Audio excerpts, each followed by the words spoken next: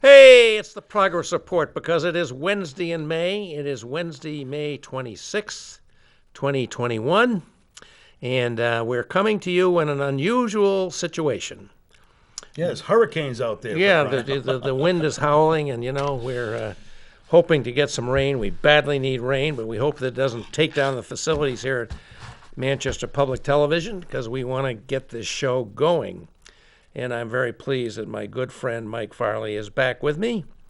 And I would like to say, first of all, that it's very unusual for us to be here, just the two of us, without a guest. And believe me, it wasn't for lack of trying. We had wanted to do a show on the dramatic news coming out of the Manchester School District. And we will do that show now that the superintendent, Mr. Goldhart, has suggested that we do away with the existing high school fleet we have in Manchester and build perhaps a 3,500 brand new high school, transform Memorial into a, what do they want to make it as part of the School of Technology? No.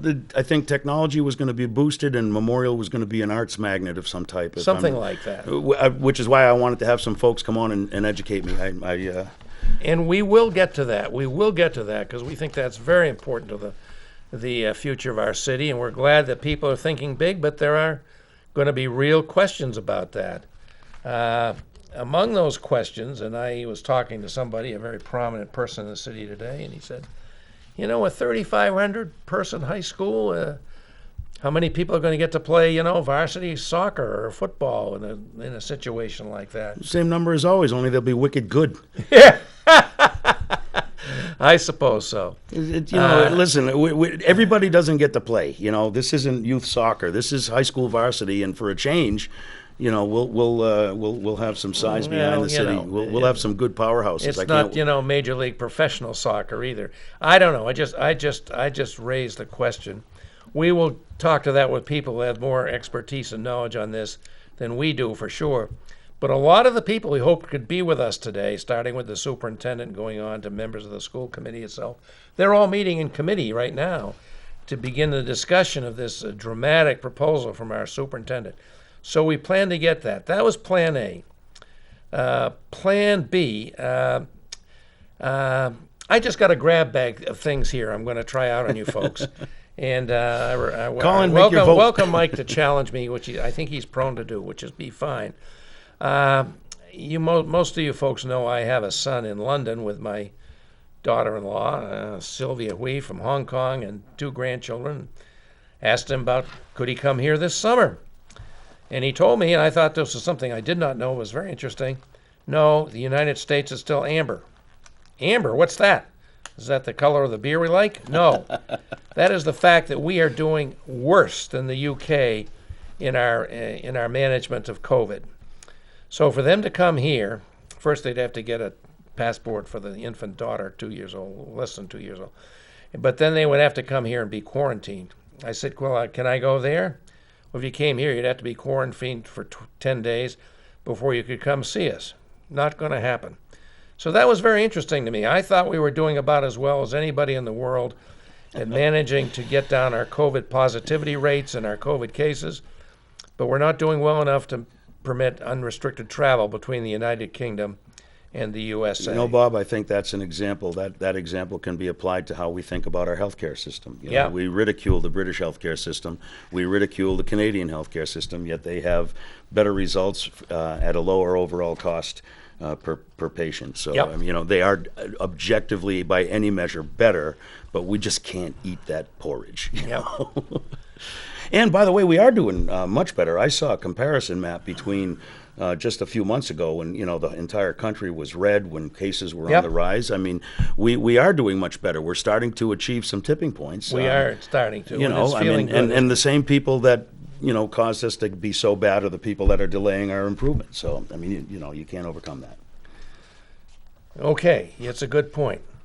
Now I've got a few subjects I really wanted to get into this evening.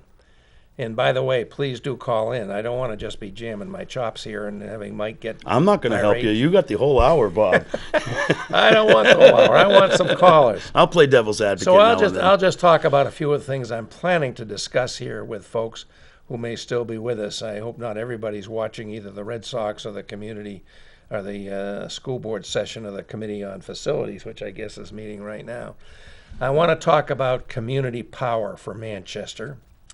That's one thing. And then I want to talk about, I'm going to offer I hope what will be a provocative hypothesis that right now the Trumpified Republican Party presents the largest threat to American democracy since at least the Civil War.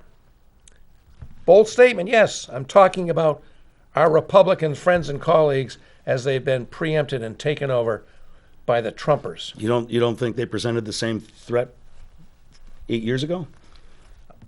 Well, now they've lost office. In hindsight? Yeah, I think I can go back to a guy named Reagan. The shocking thing about what they're doing now is that they've lost power. Trump had his last flight on Air Force One down to Mar-a-Lago on January 20th, but he's still such a potent threat in the Republican Party, and that party is dedicated to undoing our democracy. And I want to get into that in chapter and verse, and I welcome you, Trump supporters, Republicans who may not be Trump supporters. Call in and challenge me on this, because I intend to get into it. But first I wanted to talk about, my favorite hobby horse, which is sound energy policy in the state of New Hampshire. In my years on the Science and Technology Energy Committee, including the last two of my last term as the chairman of that committee, it always stuck in my craw that New Hampshire is dead last in New England in advancing energy efficiency, which means getting the best value for your energy dollar that you can, because energy efficiency is cheaper than any new energy option, whether it's wind or solar or, God forbid. The kilowatt you don't use? The kilowatt you don't use is the cheapest kilowatt you will ever need to pay for by far. And again, that goes against, we have this reputation in New Hampshire being tight with money and flinty and really keeping an eye on things, and yet we're worst when it comes to saving that most valuable kilowatt hour. So under the Republican leadership in the Concord, things have gone from bad to worse on this. There's been a refusal to fund the new edition of the Energy Efficiency Resource Standard, which is our main vehicle for funding energy efficiency and advancing our energy efficiency goals. So while that is stymied, we are trying to move forward on the municipal level. And this is where the issue of community power comes up. Who's we? You said we are trying to move forward. I want to know who's working on this. The good guys. Okay, fair enough. The white hats, my favorite guys. These are the people that think that energy efficiency is the best deal for both getting clean energy and getting cheaper energy. It's not niggling about, dimes or 50 cents or 75 cents on your monthly electric bill. It's about cutting your use of energy so that even if the rates go up a smidgen, your bill at the bottom will be lower. So, what is community power? That was my question when you proposed the discussion, Bob. It was your question. And I try to pay attention, so I feel kind of bad that I had not heard that term. Well, it's time to introduce it. I'm ready. Community power is a name for the community. In this case, we're talking about our beloved city, the Queen City, the largest city north of Boston in New England, acting as a aggregator for its citizens and residents and acquiring power on their behalf. Now, back in the mid-1990s, we moved away from the monopoly vertically integrated utilities who controlled not only the power lines and the distribution lines that bring power from the transmission lines to your house, but generation. It led to fiascos like the Seabrook project and many other projects. We did that with strong bipartisan support. So our utilities, public service, which you now know and love as Eversource, headquarters right here in Manchester down on the river, no longer provide the power that comes to your home. Can I interject right there? You may. Because I've often wondered, was that a good move? Monopoly is bad when the monopoly, controls the market. But these are regulated utilities. Right. So they could not just set their own price. They were allowed basically a cost plus Right. rate. So what do I care if it's one company that's doing the whole thing, as long as the Public Utilities Commission isn't in their pocket? Well, that's That's the word choice I'm using. That's an interesting question right there. The utilities have a very powerful Understand influence. You understand the question I'm I asking. do, and Was it not a great idea that didn't work out? And it's interesting. It didn't work out in the way that was intended. In the bill establishing the move to competitive power, it said the number one reason to do this was to, quote, harness the power of competitive markets. Why? We all like there was competition. there's one power company. Why But do they? it turned out there didn't need to be one power company to deliver the power, just to transmit it. We are never going to build multiple transmission lines to compete with each other in the same corridor. That's economically inefficient. That remains a monopoly and regulated.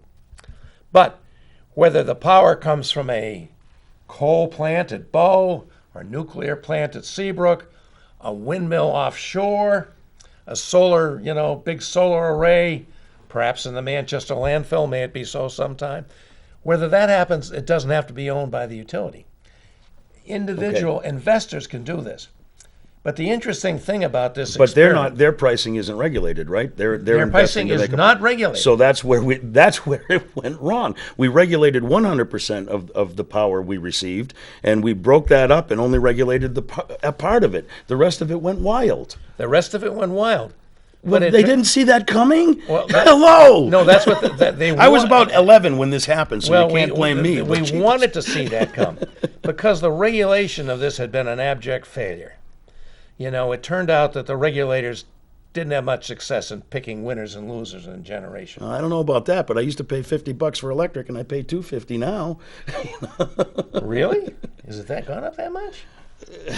In my lifetime. Well, that's of course quite a long time, but I will tell you this, that after we deregulated the generation market, only the generation market, it's been a spectacular success in terms of savings.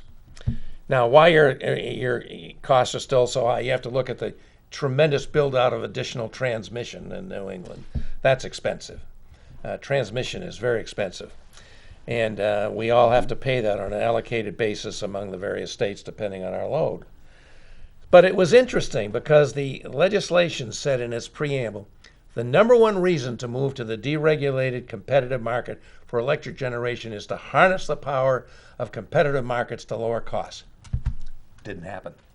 No kidding. But what did happen? Who were the dreamers? They'd call liberal Democrats dreamers? Give me a break. Whoever came up with that idea was out of his mind. But what did happen? This was back in the 70s, wasn't it? But what did happen was we began to make better choices about our generation. There's never been another Seabrook proposed since. There's never been another coal plant proposed since. Coal plants, oil plants are being shut down. Today, the fastest growing gas, which is fossil fuel based fuel, but less emitting than either coal or oil. Yes, that's now our biggest single source. It's like, but also being the energy other white efficiency and renewables are coming on. And would they have ever? And I tell you, but those renewables are coming on despite public policy. No, not necessarily. I think the public policy. Is it finally we're changing? Lagging in New Hampshire. I remember when I was in the state house. We're lagging in New Hampshire, but they are coming on strongly in the region. The New England electric system is operated by an outfit called the Independent System Operator New England. They have a really fancy, big, very high-tech place down in West Holyoke, Mass. That any of you ever get a chance to see it, it's really space-age stuff. It's quite interesting. And they dispatch every kilowatt that comes into New England or is generated in New England. So it includes not only our generating plants, like Seabrook and, whatever, all around the region, but they also include the imports we get from New Brunswick, New York, and Quebec. And they take all of those and they take the ones that are least costly to dispatch and send them out to service. And it's quite a remarkable operation, balancing the need very precisely with the available supply. So far, it's worked quite well. And what this decision to go to the competitive market did, it wasn't so much that it lowered costs ultimately. Oh, it did lower the cost of generation, but it made it no longer possible to deliver, to go with foolish decisions like building a nuclear plant that this local utility Because has never who had. cares? Because it's going to get paid for even if the PUC Yeah. doesn't like it. All the PUC Okay, so that's the answer to That's my it. argument The before. regulation didn't Hey, work we for it. probably have a better question coming in on the phone. Oh, I don't so- know. That was a good one. Hey, caller. Hey, caller. Thanks for joining us. Hey, you're welcome. Yeah? You have a question or a comment? I do. I do. Okay. Go right ahead. Okay. Changing the energy topic a bit. I was talking about the a train service that goes directly into Boston, Yeah. and developing electric cars. Yep. And if you've ever driven down 3 and 93 in the morning and the evening, it would be heavily used. And since COVID, the silver lining is you can't buy a bicycle in town. Everybody's out walking and biking. Yeah. And Yeah. I think it's a perfect opportunity to go rail. Yeah. You know, Well, she's serving up a she's high serving up a fastball for softball you. to me. Thanks you for so your much. call. We'll take that one and run with it. Thanks a lot. First of all, I'm very glad for your comment because it turns out that whereas traditionally, going back to when we deregulated, up until very recently, the number one cause of pollution, carbon pollution, was the energy sector, the electric energy sector. No more. Today it's transportation. Transportation is the big fight, and I have to get on that because, you know, I've been involved with the electric energy system for so long. But you're exactly right, and you know, every car company is moving toward fully electric. I Bob, think. let me tell a story. I had leased my last car. My lease was running out.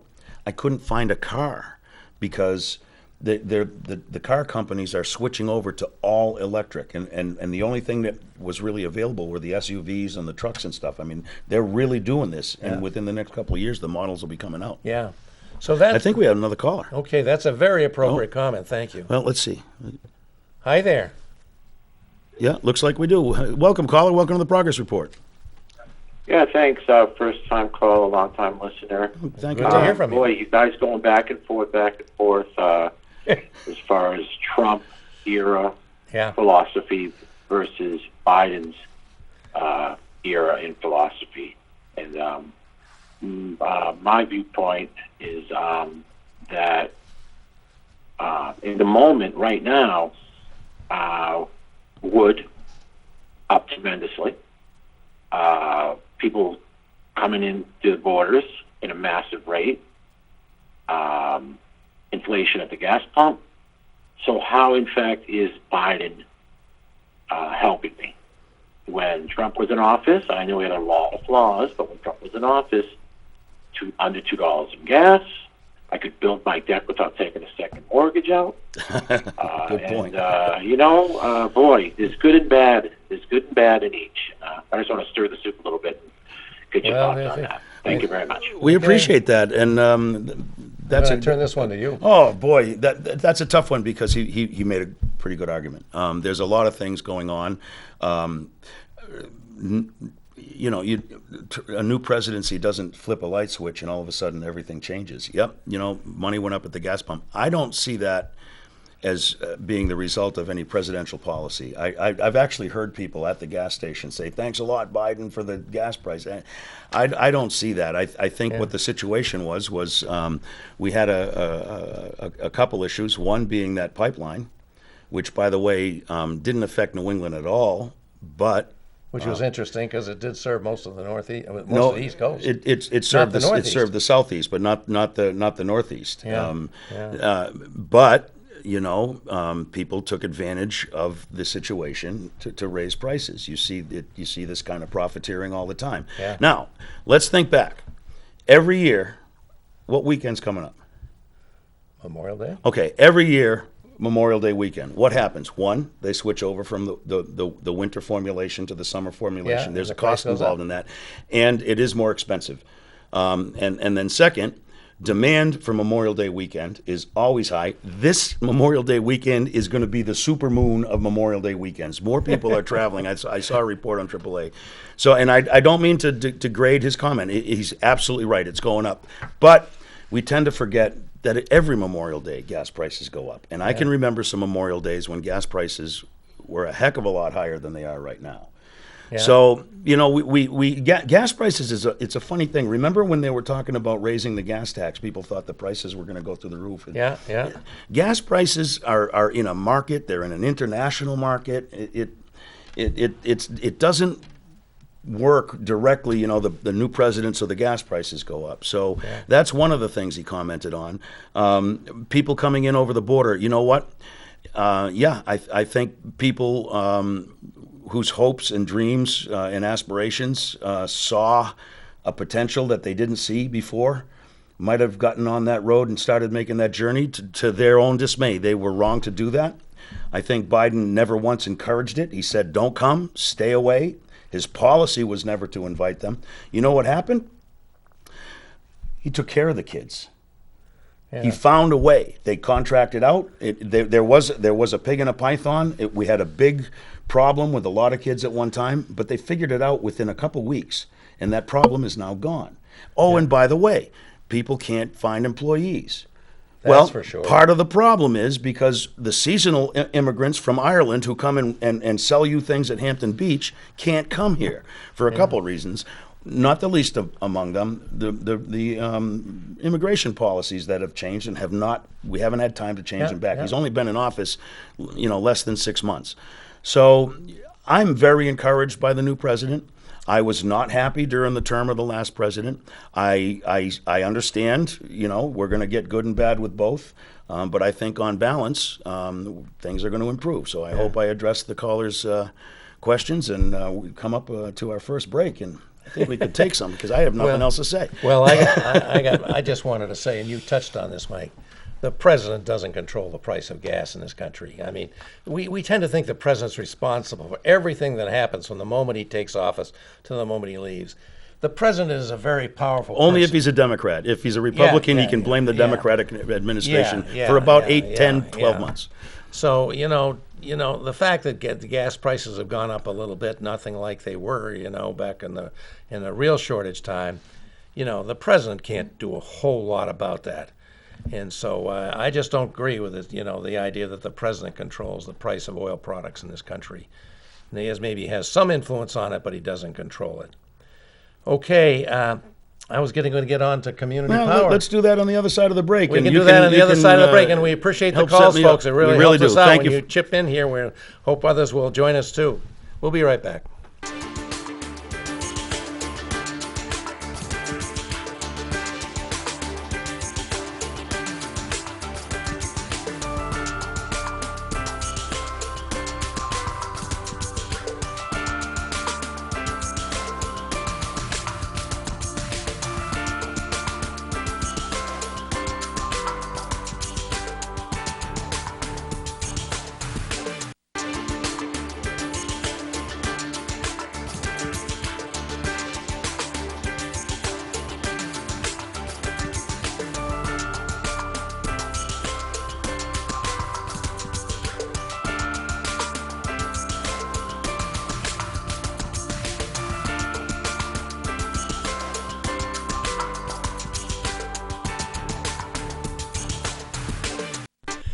Hey everybody, we're back. This is the progress report for this Wednesday, May 26, 2021. And before we got those interesting calls, for which we're pleased to have received them, I was about to talk about the issue coming up in Manchester at the public level of a move to community power. Pushed by all the good guys. Yeah. What is community power? It's just a shorthand term to describe the city taking a role to be an aggregator and purchase power on behalf of its citizens and for its own municipal accounts. Now, since we've had deregulation going back to the mid-90s, which we were talking about earlier, as the pros and cons of that, in fact, you can get your power supply, not the means of delivery, but the supply itself, by choosing among a whole bunch of competitor suppliers. You go to the PUC website, you'll find a whole bunch of people that are out there. And businesses that have energy staff, professionals on their energy staff, do that. They look around who's got the best offer for, power for, a monthly period or a week, whatever interval they want, and they contract with them. Can you switch back and forth? You can switch back and forth. Is there a fee to switch? Well, no. No. But sometimes you're locked in. If you, depending on the contract, you may be locked in for a certain period of months. But for individual homeowners and small businesses, of which is most of us, let's face it, we don't have the time or the expertise to do that. We could do it. You don't have a guy doing that for you? I don't have a guy doing that for me. I don't even know who my power's coming from anymore. One time I ended up with something called North Atlantic Power, I think. I don't even know if I still got them anymore. Because I only get one bill from Public Service. All right, Eversource. I mean, the bill is the same. You don't get a separate bill from these people. But whether it's from, if you don't make a choice, then Eversource, as the utility delivering the power, every 6 months, I think, they go to an auction to acquire powers to supply those who do not choose another supplier. So most of us in our homes and our businesses, we don't choose because it isn't that big a deal, and we haven't got the time. We're too busy trying to meet all the other needs in our lives. Given what I just said about my rates, though, maybe I ought to go on that website. You might want to look I at that. I want to take a look at that. Yeah, you might want to look at that.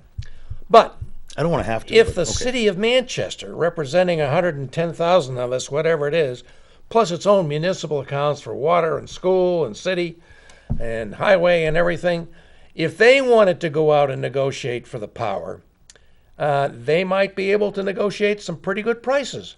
And they might be able to favor those who are offering to bring us power from clean energy sources like wind or solar instead of, the old fossil fuel base.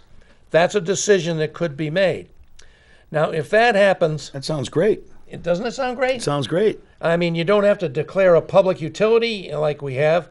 And we actually have in New Hampshire 5 municipal utilities that do this already and have done it for years. New Hampton, Wolfboro, Greenville. Wolfboro gives $30,000 per student to their school system too. Yeah. Can a town like Manchester do it? I mean, they just we've had wouldn't this pay the in bill. 5 New Hampshire municipalities, but now we have legislation that authorizes cities and towns to do this. And I am very anxious to move forward with the Board of Mayor and Aldermen. We made one presentation to the Aldermanic Committee, chaired by Chairman Tony Sapienza. We hope to get back to them and talk about moving forward with this. And since we made that presentation, we've had a New Hampshire city, Keene, vote by its city council to move forward, and a New Hampshire town, Harrisville, vote to move forward. In Lebanon, which is, the assistant mayor up there is a guy named Cliff Belo, former chairman of the PUC, former New Hampshire state senator, and a real energy policy expert. He's moving forward up there. So if we can make a presentation, and if the Board of Mayor and Aldermen, and presumably after the action by the committee chaired by Tony, if they all agree to do this, we can begin to implement this. And I think it could be a tremendous potential benefit. Can I play devil's advocate? You may. In my experience, and I've lived in Manchester my whole life, whenever the city of Manchester has to enter a contract with someone who knows what they're talking about, they take us to the cleaners and end up not performing the contract, getting out of it somehow, coming back asking for extra money to perform the contract, something. Why on earth would I want to entrust a whole nother aspect of my life to that fragile situation? Well, one reason is that we have... And I listen, I know the people of the city are doing the best they can. I know they work hard. I admire them. I respect them. But experience is experience. They get taken to the cleaners anytime we have a subcontractor. Well, one reason is because there's excellent technical support for this. There's a group called the Clean Power Coalition. It's headed by a guy who used to be... Right, but will you have aldermen that would say that that's some phony baloney witch doctor group and wouldn't listen to them? Well... Right? Am I wrong? Am I wrong? I hope you're wrong. I'm not wrong. These people have... No, these people have real expertise. They're working with highly qualified consultants. I agree with you, Bob, but they can provide excellent support for the city if it makes the political decision to move forward with this. What's the downside? If it doesn't work, we're back to where we were. What's the upside? If it works, the city can offer, I think, lower cost, and maybe if they choose to make this a priority, cleaner energy sources to meet their own needs and the citizens' needs. I think the upside is absolutely astounding potential. Would there have to be a new some hires, a department or something to oversee this, to negotiate this, or would it be done with the existing structure of the city? I think it could largely be done with the existing structure of the city. I don't think there need to be new hires. There may need to be an initial contract for some assistance to get this up and running, but I think the savings could be enormous. And why is that? Let me add, I mean, and I don't mean to be facetious. Because of the greater bargaining power the city would have to deal with these suppliers than the individual does. I mean, if you're North Atlantic Power or something. To North Atlantic Power, 110 households, or 110,000 people, how many households is that? 70,000 households? Do they care about that? I think they do. Oh, I think they do. I'm asking because I don't know, because I look at these companies as big companies who the analogy don't even see us. is the unbelievable prohibition in the federal government. Well, I was going to say that prescription drugs. Prescription drug prices. But that's for national. Years, that's years. Medicaid. That is national. That's national. But Manchester's the largest city north of Boston in all of New England, and it could have some clout. I think this could work, and I don't see any reason why not to explore it and move forward. And I certainly hope we will. I mean, it just seems like a great opportunity. Now, some of the other things that we could do. Let me. I want to keep going with this a little bit, and I'm not. Sure. I'm in favor of the proposal.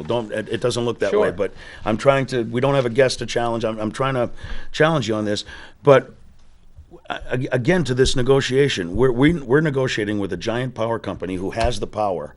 What are we going to do? Say we're not going to take any power. We're going to shut the city down. We're going on strike. Giant power company? Whatever company we negotiate with to get the power supply. But most of these we have no leverage anyway. Most of these generating entities are owned by different companies. There's not one giant power company. No, I understand that. So pick one. Company A, Company B. Yeah. Lower your price. No. Okay. Company B, lower your price. No.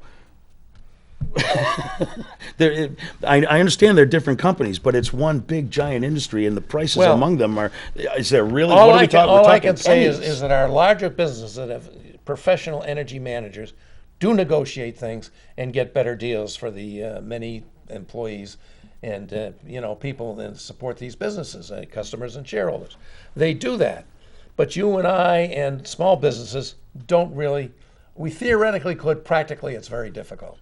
So we just want to put that bargaining power in the hands of somebody to represent those interests.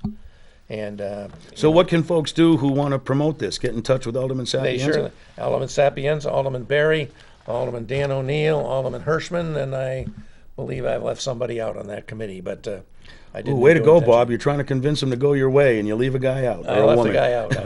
Maybe. I think that was it. There was maybe one more. But in any event, I think this is something that I hope these aldermen are interested in pursuing.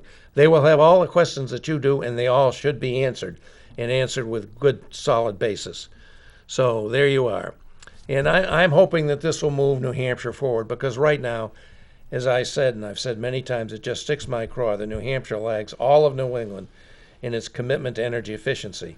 And by the way, that's the best deal we can get. It doesn't have to be new supply. If it can be, we meet more of our needs with energy efficiency, that is the best way to go without any question. Let me ask about just a little bit about energy efficiency. I remember back in the 70s, we started talking about that, and people put plastic up on their windows. Homes are being retrofitted with insulation. Yep. Homes are being built. The building codes are up. Better insulation's required. Yep. Roofing's better. Everything's better. It reminds me of that cutting the fat in government. I mean, we've been cutting fat. Eventually, you get into bone. You know what I mean? That's right. How much more energy efficiency is out there that you're aware of? You know what I mean? Where are we missing the boat? Because it seems to me we're trying really hard and have been for decades. There's a lot, and there's a study on that that shows there's still a lot. We've picked a lot of the low-hanging fruit, but more low-hanging fruit keeps arriving. Every time you buy a refrigerator, it's going to be way more efficient than the one you're replacing.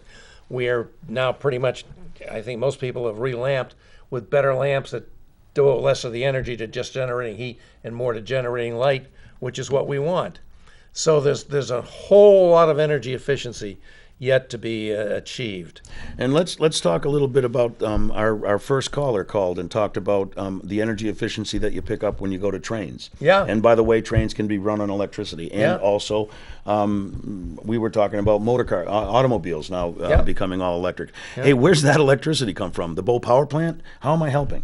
You know, it's not going to come much from the Bow Power Plant. The Bow Power Plant doesn't operate very much anymore. I'm using it as a But metaphor. we are going to need more electrification. We are going to need more electrification.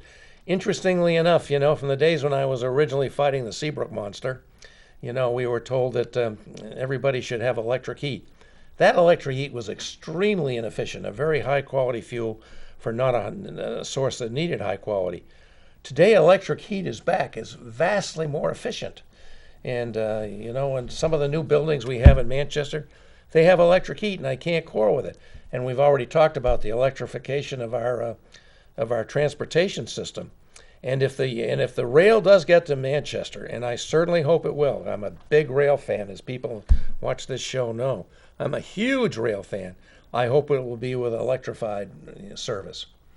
We now have, you know, all the service between Boston and Washington is electrified now. Right, but that's on the old Southern line. We're talking the Northern line, Right. which is all diesel electric. Diesel, it is. And, you know, even with diesel, you know, rail is more efficient than cars and trucks. You know, steel on Just by steel is volume. more efficient, is less friction than rubber on road. So, you know, it's gonna be a winner even if we don't move to electrification. But I hope that would be part of it, because that's going to be so important. But you know, a lot of these things work out, because once we get a lot of electric cars, they will be mostly operating during the day, and during the night they'll be drawing down electricity from charging stations at home or at businesses, and that's when the electricity demand is low, and we have the extra supplies to charge them up. We don't need to build new power plants for that. It balances the system very well. And the other exciting development that's coming on all across the country, and I think there's a lot of interest in New Hampshire, is, you know, more storage, battery storage for electric. You know, one of the problems with electricity, it's very hard to store it. You know, it's generated, it needs to be brought to a line and used immediately. Well, we've always had an interesting thing in New England. We've had 2 pump storage facilities. We won't do that anymore, but you know what that is? They blew off the top of a couple of mountains down in Western Mass. Oh yes, I do recall. We've discussed this on the show. And you know, when the demand was Great low, stuff to do. To cut off the tops they of mountains. ran pumps and pumped water up to the top of the mountain, and at night when demand was low, they let it come down and spin a turbine and generate electricity. Those things have been enormously beneficial to the electricity It's system. kind of like in New a England. tidal system, only vertical. Huh? Yeah, exactly right. Yeah. It's like you could get the Newfoundland tides, you know, the Bay of Fundy tides. Not Newfoundland, Bay of Fundy tides. And some people have talked about that too. So there's all these interesting things happening. And I hope Manchester will be part of this. And just another thing I would say, you know, a lot of cities and towns, including Concord, and I think Nashua, but certainly Concord, and many other towns, have set goals for, you know, reducing our carbon emissions as a municipality and as on behalf of the citizens of the municipality. We haven't done that in Manchester. If we had an energy advisory committee, an environment and energy advisory committee, maybe that's something they could, you know, present to the alderman, that we should too set a goal for carbon reduction to help the planet survive as we know it, because the situation is certainly pretty dire now, as we're seeing everywhere. So that's that on that.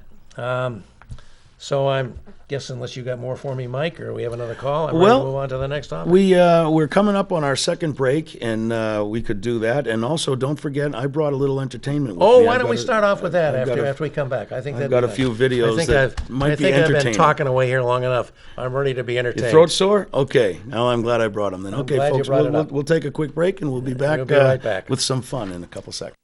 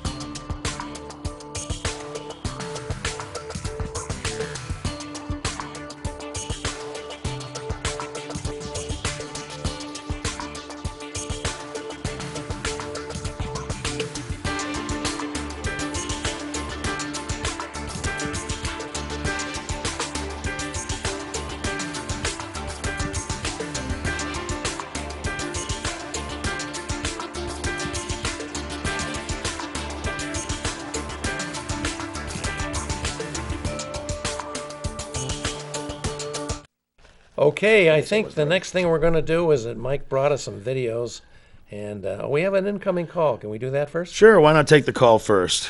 We're nothing without our audience. Hi, caller. Welcome to the program report, progress report. Go right ahead. Yep. Yeah, I don't want to change the subject, but you were talking about transportation. What I saw when I was a kid, the Boston in Maine had a 3/4-ton pickup truck and had these iron wheels on the front bumper. And what he did, he drove up onto the tracks, and he lowered those iron wheels in the front and the iron wheels in the back, and he ran right along the track and went away. And I was thinking they could do the same thing with the buses that we have now by putting those iron wheels on and drive it up onto the track and lift it, and they can go to the Manchester-Boston run right away. And it won't be going fast, but that's what I saw. Well, I don't see why I couldn't convert that. It would be a cheap way of doing it. It could start the transportation from Boston to Manchester very, very easily. Yeah, I see his point. I know the vehicles he's talking about. They're a maintenance vehicle. Thanks for the call. And they literally they have the railroad wheels, and they jack down, and the truck comes up, rides up a little bit, and it can roll right down the tracks. I don't know, I don't know how that would work as far as ownership of the rails and all that business. But, yeah, there would need to be some definite negotiations for permitting. By the way, I ran across a thing up in north of Concord in Boscawen the other day. That abandoned track up there that goes from Concord. Oh, you told me about this, yeah. They have a little operation up there. Any of you guys want something, guys and gals want something to do that might be fun, go to scenicrailroaders.com. You can rent a 2 or 4-seater and pedal yourself along the tracks up to Boscawen. I think it's about, 3 miles or so.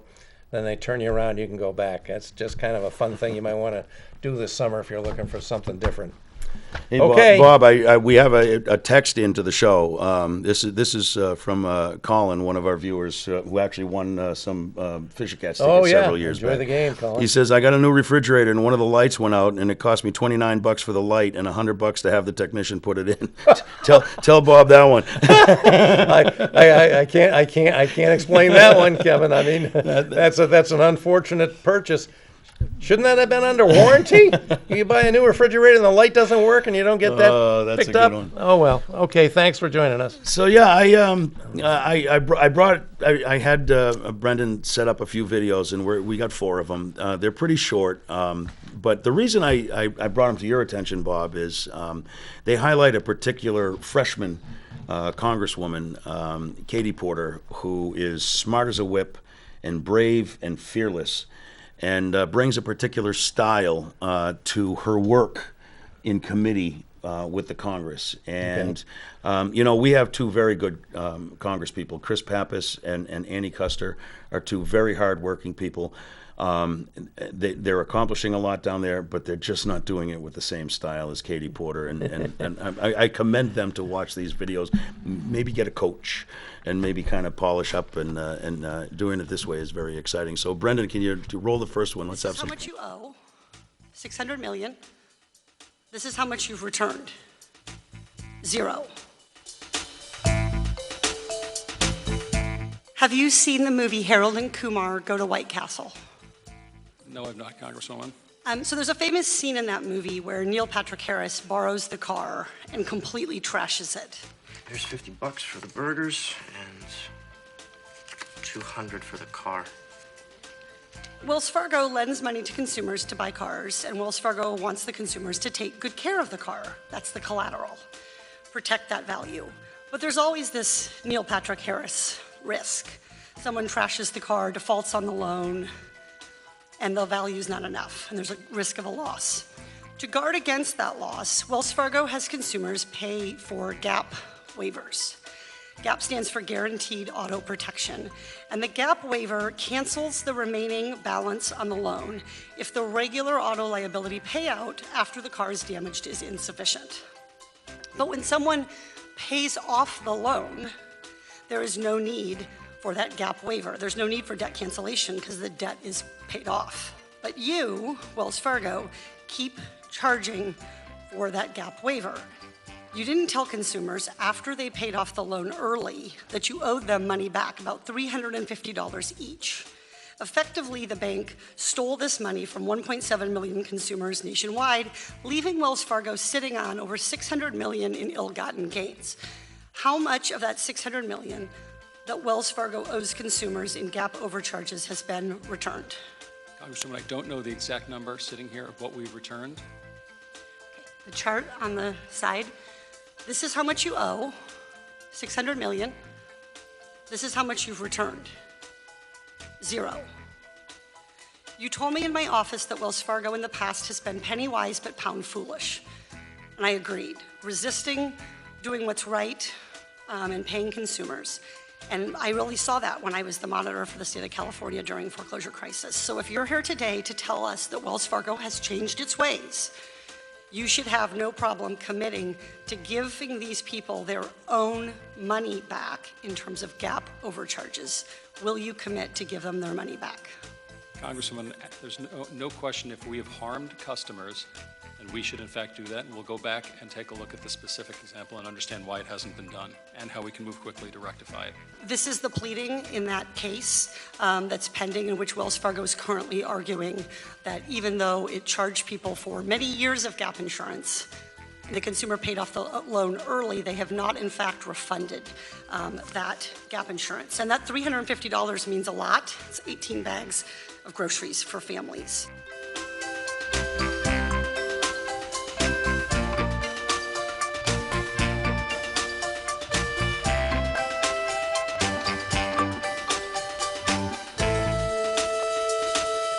Well, what do you think of that, Bob?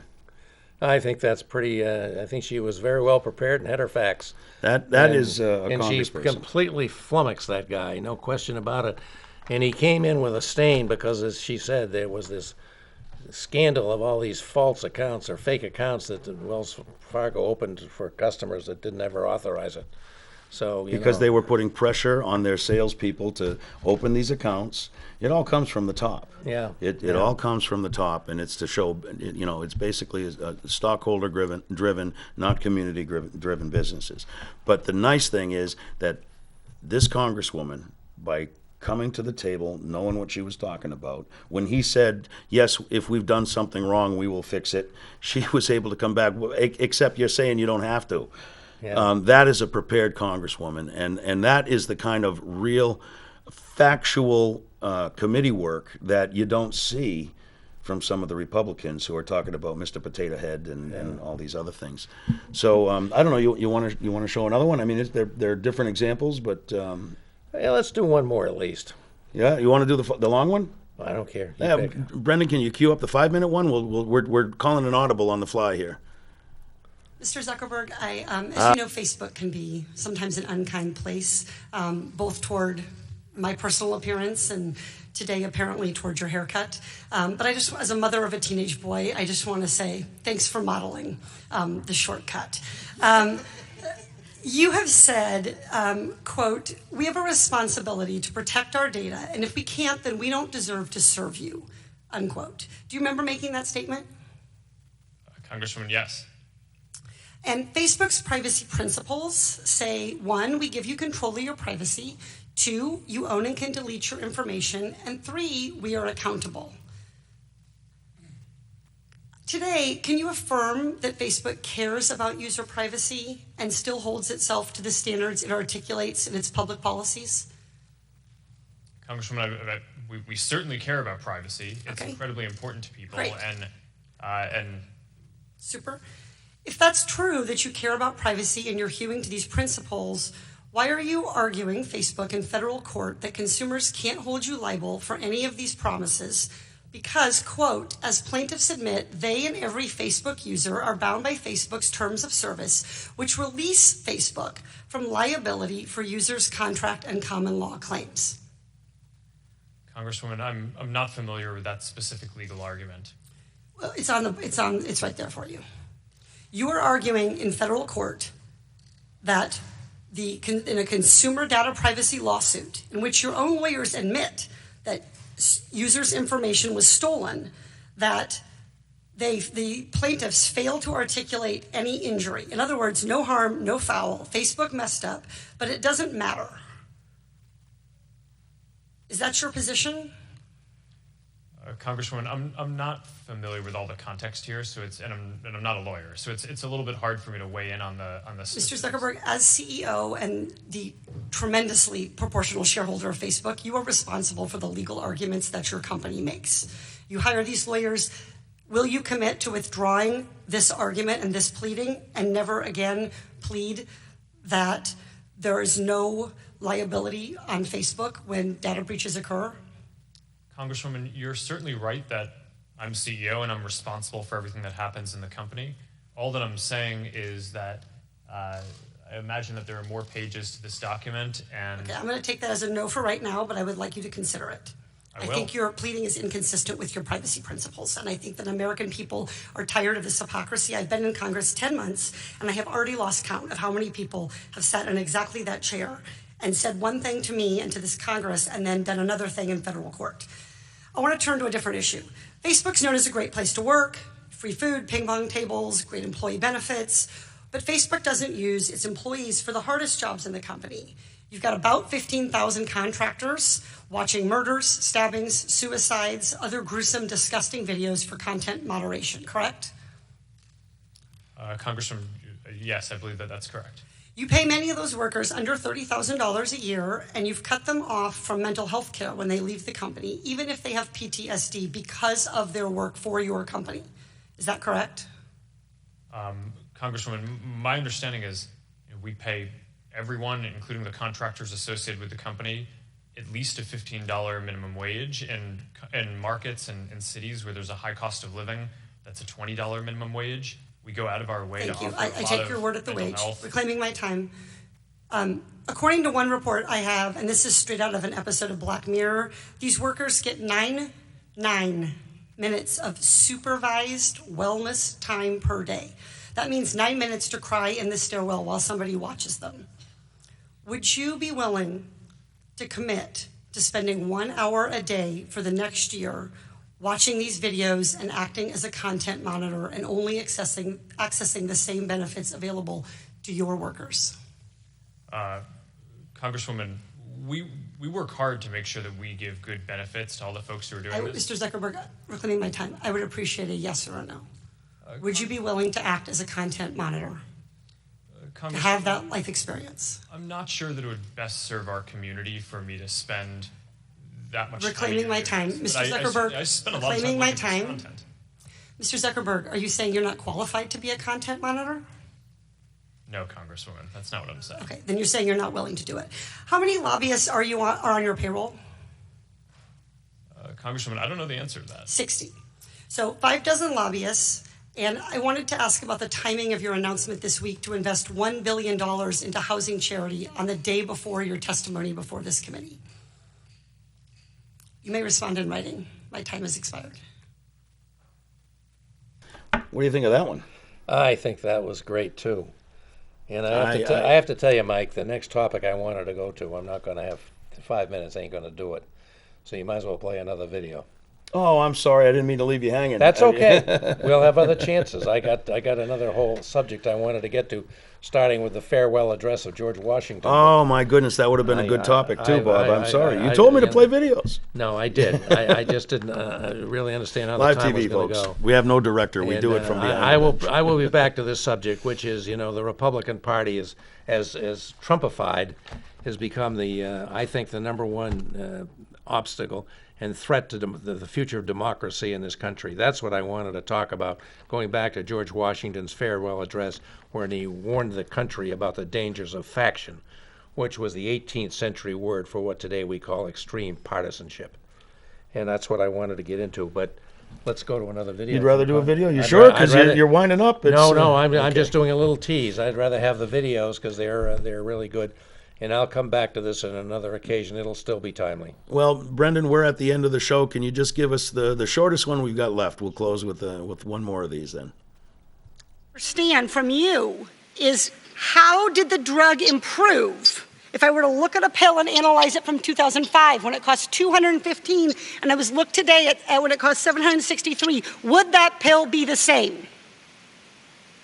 I understand your question about the pill. The manufacturing for it would be the same. Great, thank you. So to put that in perspective, you hiked the price by $500 when the average Orange County senior only has $528 left in their bank account after they've paid their basic monthly expenses. The average Orange County senior can't even afford one pill. I want to turn to one other number if you would help me. Do you know what this number is?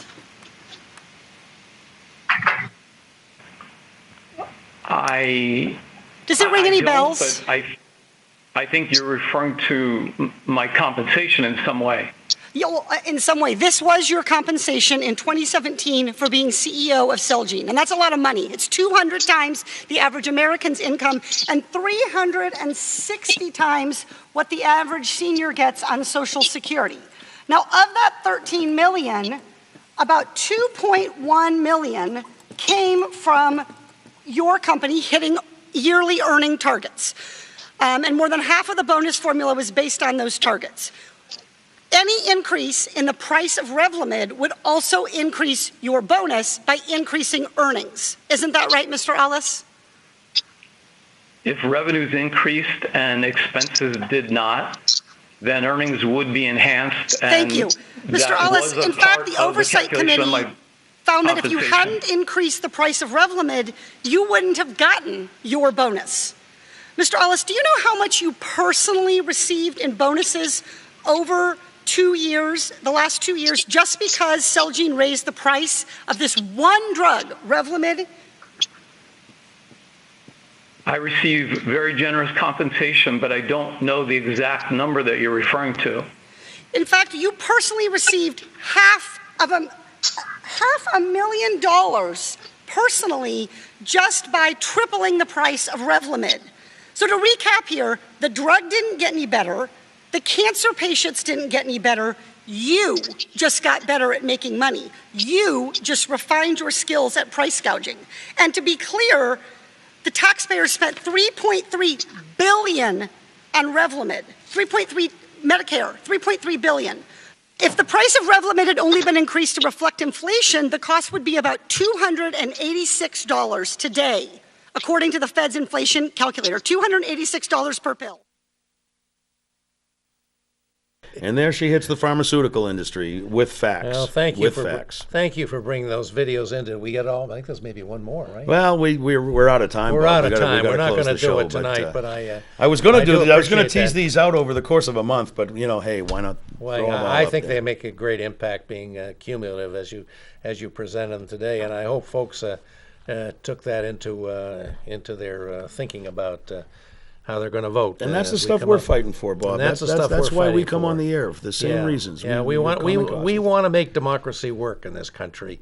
And that was the subject I was going to get to, which I will another time. And I'll just say right now that it's been great to be with you folks, and I really appreciate the callers that called in. The calls were all great. Yeah, thank you very much. We were really appreciative of having that break up our dialogue. Scintillating though it is, it's nice to have it leavened with some input from our audience, and it makes us good to know that we do have an audience that cares about what we're doing here. So we really, really appreciate our callers. And next week, Mike will be off leading the Hibernians, and that means that I will be back here on this set with my good friend Senator Lou D'Alessandro, who will be wrapping up his key position as the ranking member on Senate Finance as the budget comes down to a real crunch, which will go to a conference committee, and there will be a lot to talk about on that. And we will probably have a guest, because we usually do next week. We didn't this week. I hope you thought that we did all right without a guest, because I certainly wanted to have that be a good show for everybody. And I want to thank everybody that gave us compliments on our show last week on the Israeli-Palestinian thing. Well, some people were not happy about it. But some people were not happy, but we got a lot of very favorable comments, and we appreciate all the comments. So thank you, folks. We're out of here. Take care. Enjoy this beautiful evening. Bye.